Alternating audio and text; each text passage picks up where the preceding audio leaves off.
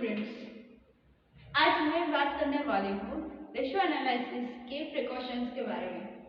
मैंने आपको पिछले क्लास में पढ़ाया था रेशियो एनालिसिस, उसके ऑब्जेक्टिव्स और उसके टाइप्स, कैसे रेशियो एनालिसिस क्या होता है, उसको कैसे कैलकुलेट करते हैं हम, कैसे सारी चीज़ों के अंदर जो है उसकी क्या क्या ऑब्जेक्टिव्स है, किस किस तरीके से 3 तरीके से मैंने आपको बताया था कैसे रेशियो को जो है कैलकुलेट किया जाता है।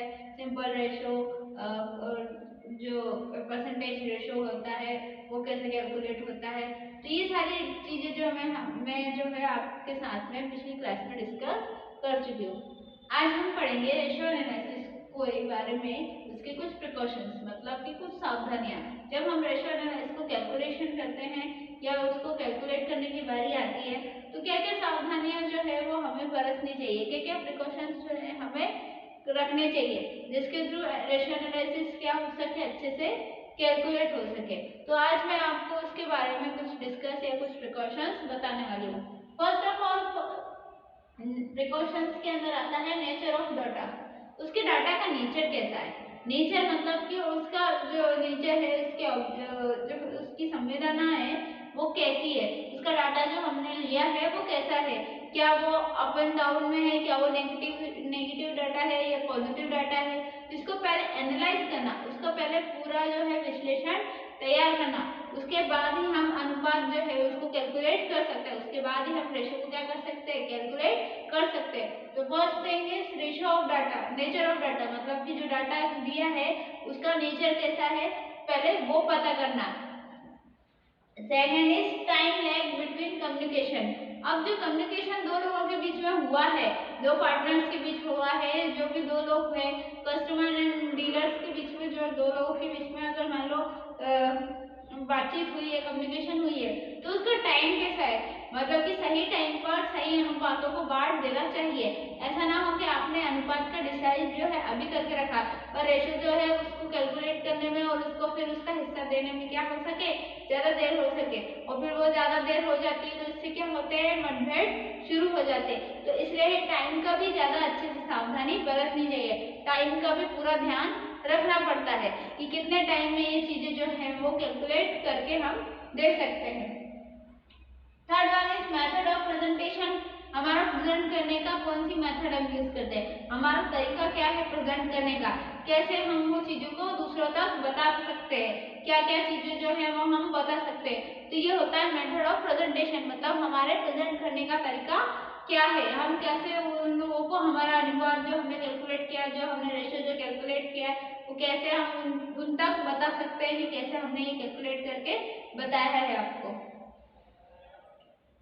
Fourth one is proper system of recording. हमारे पास रिकॉर्ड करने का एक प्रॉपर सिस्टम होना चाहिए। जब हम रेशियो की बात करते हैं तो रेशियो क्या होता है, दो लोगों के बीच में कंपैरिजन बताता है, रिलेशन बताता है, तो उसके लिए प्रॉपर मेंटेनिंग डाटा हमारे पास अवेलेबल होना चाहिए।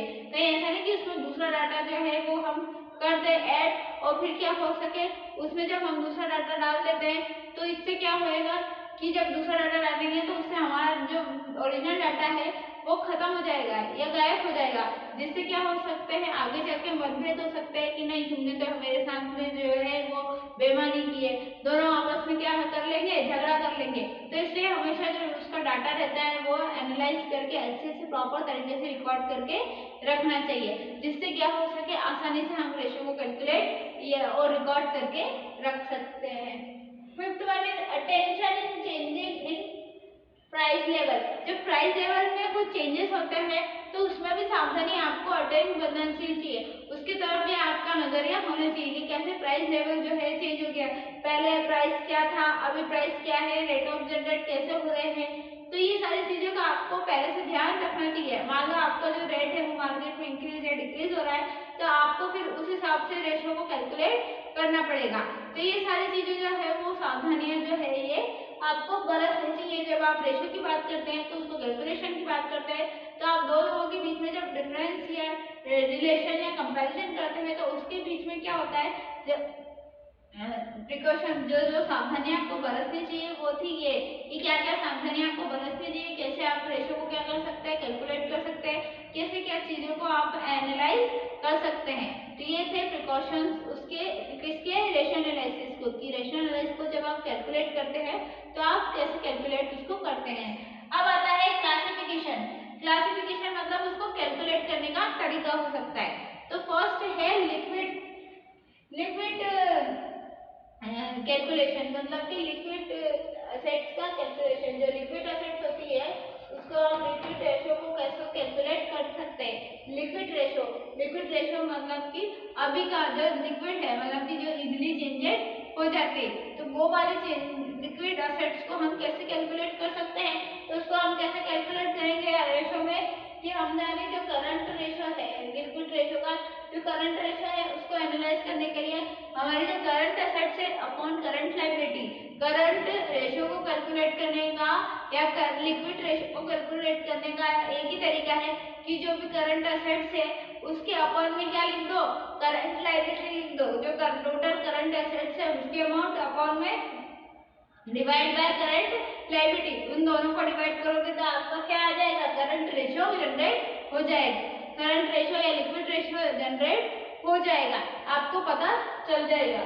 सेकंड है प्रॉफिटेबिलिटी रेशो। प्रॉफिटेबिलिटी रेशो क्या होता है, जिससे आप प्रॉफिट जो है वो जनरेट कर सकते हैं कि आपको प्रॉफिट आपको कितना हुआ है, आप वो कैलकुलेट करने के लिए किस फॉर्मूले का यूज करते हैं। तो आइए जानते हैं। फर्स्ट है हम किस तरीके से प्रॉफिट जनरेट करते हैं, एक नेट प्रॉफिट से and second is gross profit से। तो फर्स्ट है ग्रॉस प्रॉफिट रेशो, मतलब कि सबसे पहले हम लिक्विड प्रॉफिटेबिलिटी रेशो में क्या जनरेट करेंगे, ग्रॉस प्रॉफिट का रेशो। हमने पहले भी पढ़ा था, जब आपको मैंने फाइनेंशियल स्टेटमेंट बताया था तो उसमें हमने क्या सबसे पहले कैलकुलेशन स्टार्ट की थी, ट्रेडिंग अकाउंट की कैलकुलेशन स्टार्ट की थी। तो उसमें जब ट्रेडिंग अकाउंट में हम बनाते थे तो उसमें क्या आता था, ग्रॉस प्रॉफिट या ग्रॉस लॉस आता था। तो इसी प्रकार जो प्रॉफिटेबिलिटी रेशो है, मतलब कि प्रॉफिट जनरेशन का जब रेशो की बात करेंगे तो हम सबसे पहले क्या कैलकुलेट करेंगे, ग्रॉस प्रॉफिट का रेशो कैलकुलेट करेंगे। अब जब ग्रॉस प्रॉफिट का रेशो कैलकुलेट करेंगे तो उसमें हम क्या लिखेंगे, ग्रॉस प्रॉफिट का 100 से मल्टीप्लिकेशन कर देंगे, उसके ऊपर में क्या रहेगी, नेट सेल रहेगी, हमारी सेल टोटल कितनी हुई है तो उसको हम क्या कहेंगे, नेट सेल कहेंगे। तो ग्रॉस प्रॉफिट रेशो को निकालने का तरीका है ग्रॉस प्रॉफिट इनटू 100 अपॉन में नेट सेल्स। इसको जब हम कैलकुलेट कर देंगे तो क्या आ जाएगी, हमारी ग्रॉस प्रॉफिट का रेशो आ जाएगा। जब रेशो की बात करते हैं तो उसको भी 3 या 4 तरीके से एनालाइज किया जाता है। पहले मैंने आपको बताया कि लिक्विड असेट्स या लिक्विड रेशो को कैसे कैलकुलेट करते हैं। उसके बाद प्रॉफिटेबिलिटी रेशो में भी 2 तरीके के रेशो होते हैं, एक होता है net profit ratio and second is gross profit ratio. सबसे पहले ग्रॉस प्रॉफिट रेशो कैलकुलेट होता है, उसके बाद क्या होता है, नेट रेशो कैलकुलेट होता है। तो ग्रॉस प्रॉफिट रेशो की जब मैं बात करूंगी तो क्या लिखेंगे हम, ग्रॉस प्रॉफिट इनटू 100 अपॉन में नेट सेल। उसके बाद जब नेट प्रॉफिट रेशो की बात करूंगी तो नेट प्रॉफिट में हम क्या करेंगे, नेट का जो प्रॉफिट है, नेट प्रॉफिट आपको पता है जब हम P&L account, profit and loss account जो है वो बनाते हैं, उसके बाद जब हमको नेट प्रॉफिट प्रोवाइड होता है उसका 100 से multiplication divide by net cell, और उसका डिवाइड हम किससे कर देंगे, नेट सेल से कर देंगे। तो हमें क्या आ जाएगी, नेट प्रॉफिट रेशो की कैलकुलेशन, नेट प्रॉफिट रेशो जो है हमारे पास कैलकुलेट होकर आ जाएगा। उसके बाद जो है वो नेक्स्ट आता है नेट ऑपरेटिंग प्रॉफिटेबिलिटी। इसके अंदर एक और रेशो आता है which is called net operating profitability. मैंने आपको बताया प्रॉफिटेबिलिटी, तो उसके अंदर पहले तो हम ग्रॉस प्रॉफिट रेशो एनालाइज करेंगे। कैसे एनालाइज करेंगे, कैलकुलेट करेंगे ग्रॉस प्रॉफिट का 100 से multiply divide by net cell. उसके बाद जब नेट प्रॉफिट रेशो की बात करेंगे तो net profit into 100 divide by net cell, और उसी के अंदर एक और कैलकुलेशन आता है which is called net operating profitability. Net operating profitability को जब हम कैलकुलेशन की बारी आएगी तो हम क्या लिखेंगे, नेट ऑपरेटिंग प्रॉफिटेबिलिटी का 100 से इनटू जो वो दिया है उसी का 100 से इनटू अपॉन में नेट सेल। नेट सेल जो है वो तीनों जगह आएगी। नेट सेल क्या होती है कि हमारी जो सेल साल भर में कितनी हुई है, कितना हमने सामान जो है वो विक्रय किया है, बेचा है, तो वो पूरी नेट सेल, मतलब जैसे हम नेट प्रॉफिट निकालते हैं वैसे नेट सेल भी होती है कि कितनी चीजें सामान हमने बेचा है तो सेल किया है, तो वो पूरी जो नेट सेल होती है उससे हम जब डिवाइड कर देंगे तो हमारे पास ये तीनों जो है वो पता चल जाएगा। ये तीनों जो अमाउंट है आपका, तीनों जो रेशो है वो कैलकुलेट हो जाएंगे। तो सबसे पहले प्रॉफिटेबिलिटी रेशियो की बात करेंगे। लिक्विड रेशियो के अंदर कैसे निकालते हैं, सिंपल तरीके से लिक्विड एसेट से लिक्विड रेशियो का सबसे पहले तो करंट एसेट जो होती है, करंट रेशियो को निकालने के लिए current assets upon current liability, तो ये सिंपल तरीके से क्या निकल जाएगी, आपकी करंट रेशियो निकल जाएगा। उसके बाद जब हम प्रॉफिट रेशियो की प्रॉफिटेबिलिटी रेशियो की बात करेंगे तो इसको निकालेंगे हम तीन तरीके से। एक होता है ग्रॉस प्रॉफिट रेशियो, जिसके अंदर हम ग्रॉस प्रॉफिट का 100 से मल्टीप्लिकेशन करा के नेट सेल से डिवाइड करके ये अमाउंट कैलकुलेट कर सकते हैं। सेकंड है net profit ratio. Net profit ratio को निकालने के लिए नेट प्रॉफिट का 100 से मल्टीप्लिकेशन करके नेट सेल से डिवाइड करके उसका क्या निकाल देंगे हम, नेट प्रॉफिट रेशियो जनरेट कर देंगे। Third one is net operating profitability. जब नेट ऑपरेटिंग प्रॉफिटेबिलिटी की बात आती है तो हम क्या कर देंगे, नेट ऑपरेटिंग प्रॉफिटेबिलिटी का 100 से मल्टीप्लिकेशन करके नेट सेल से डिवाइड करके हमारा क्या निकल जाएगा, नेट ऑपरेटिंग प्रॉफिटेबिलिटी निकल जाएगा। तो ये थे तीनों ratio, net operating profitability ratio निकल आएगा। तो ये थे तीन रेशो को जनरेट करने का या कैलकुलेट करने के फॉर्मूले। सेकंड होता है ओवरऑल प्रॉफिटेबिलिटी रेशियो। चार तरीके से जो है हम रेशियो को कैलकुलेट कर सकते हैं। फर्स्ट मैंने आपको बताया लिक्विड एसेट्स या लिक्विड रेशियो, सेकंड आपको बताया मैंने प्रॉफिटेबिलिटी रेशियो, थर्ड है ओवरऑल प्रॉफिटेबिलिटी रेशियो, जब पूरा प्रॉफिट जो है वो उसका ओवरऑल जो है कैलकुलेट करना। अब उसके बारे में मैं बताती हूँ आपको वो कैसे कैलकुलेट होता है। तो ओवरऑल की बात करेंगे, ओवरऑल प्रॉफिट रेशियो जो है वो कितना निकालती हूँ मैं, आपको शेयर होल्डर, मैंने आपको पहले भी बताया प्रॉफिट रेशियो जो है हमेशा किनके बीच में निकलता है, या तो पार्टनर्स के बीच में या शेयर होल्डर्स के बीच में, कि हमने जो शेयर होल्डर शेयर इशू करा है तो वो कितने के मिलते हैं, इसके रेशियो उसके रेशियो के अकॉर्डिंग कितना अनुपात में उसका डिविडेंड जो है हमको देना पड़ेगा। तो ये किन किन चीजों में हेल्पफुल रहते हैं। एक तो होता है पार्टनरशिप के बीच में रेशियो कैलकुलेट होता है, and second is share holders के बीच में कैलकुलेट होता है। जब शेयर होल्डर शेयर इशू करते हैं तो उनके बीच में भी हम शेयर होल्डर का जो फंड है उसको कैलकुलेट कैसे करते हैं, ओवरऑल प्रॉफिट, ओवरऑल हमारी कंपनी को कितना ओवरऑल प्रॉफिट हुआ है उसके रेशियो को हम कैलकुलेट करते हैं। तो ओवरऑल कैलकुलेट करने के बारे में सबसे पहले तो हम जो शेयर होल्डर है उसका फंड निकाल देते हैं ताकि उसका फंड जो हमारी प्रॉफिट से अलग हो जाए। तो उसका फंड निकालने के लिए हम क्या करेंगे, जो नेट प्रॉफिट हमको हुआ है उसका 100 से मल्टीप्लिकेशन करके जो शेयर फंड है, जो शेयर लोगों ने फंड हमको दिए हैं उससे डिवाइड करके उनका फंड जो है वो शेयर होल्डर का फंड प्रॉफिट जो है वो हमको निकल आएगा। तो ये होता है सेकंड तरीका रेशियो को कैलकुलेट करने का।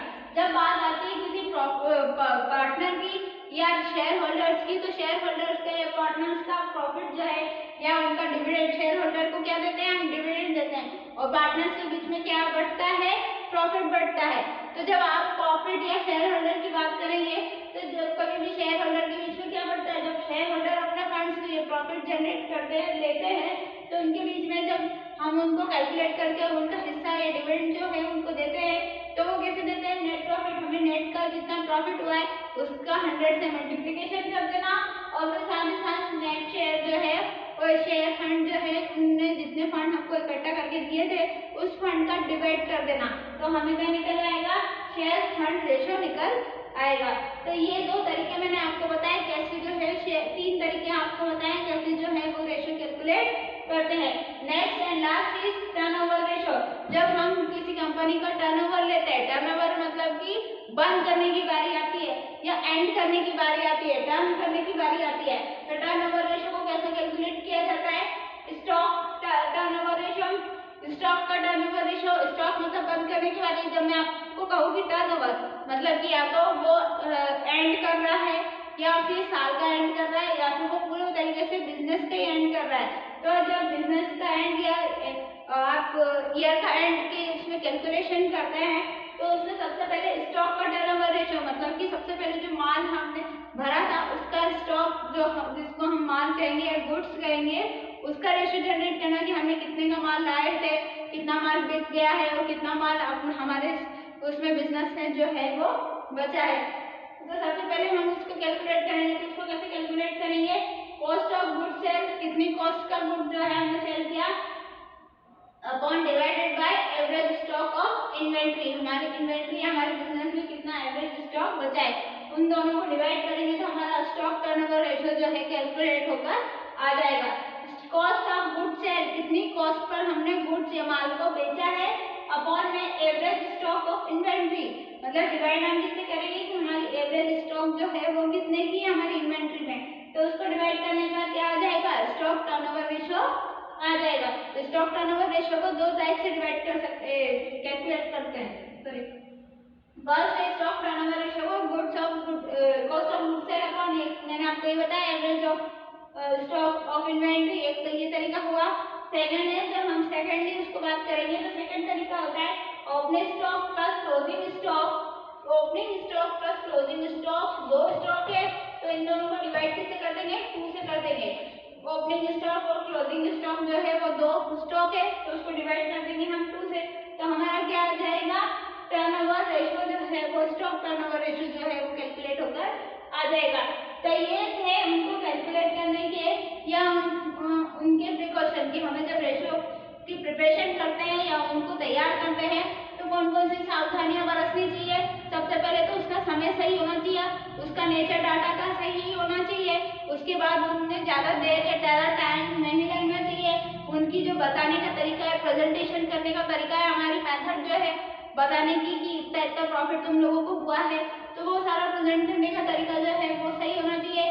जो रिकॉर्डिंग का सिस्टम है हमारा, सारी चीज़ें रिकॉर्ड करने का जो सिस्टम है वो प्रॉपर मेंटेन होना चाहिए, वो प्रॉपर होना चाहिए।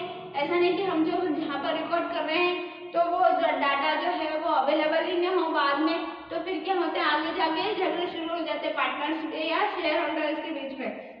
तो इसलिए पूरी तरीके से प्रॉपर जो है वो चेंजेस एक प्रॉपर सावधानियां इन चीज़ों में बरतनी चाहिए। साथ ही साथ जो प्राइस का चेंजिंग होता है उसकी तरफ भी हमें ध्यान देना चाहिए। कितने तरीके से कैलकुलेट किया जा सकता है, 1 2 3 4 तरीके से इसको कैलकुलेट कर सकते हैं। फर्स्ट तरीका होता है लिक्विड एसेट्स को कैलकुलेट करने का। लिक्विड एसेट्स रेशियो को कैसे कैलकुलेट करते हैं, करंट रेशियो के according current assets upon current liability. Current assets को करंट लायबिलिटी से आप डिवाइड कर देंगे तो क्या आ जाएगा आपका लिक्विड एसेट्स रेशियो जो है या करंट रेशियो जो है कैलकुलेट होकर आ जाएगा। उसके बाद में प्रॉफिटेबिलिटी रेशियो जो है उसको कैसे कैलकुलेट करते हैं, तो प्रॉफिट रेशियो को सबसे पहले हम कैलकुलेट करेंगे ग्रॉस प्रॉफिट रेशियो, सेकंड हम कैलकुलेट करेंगे net profit ratio and third हम कैलकुलेट करेंगे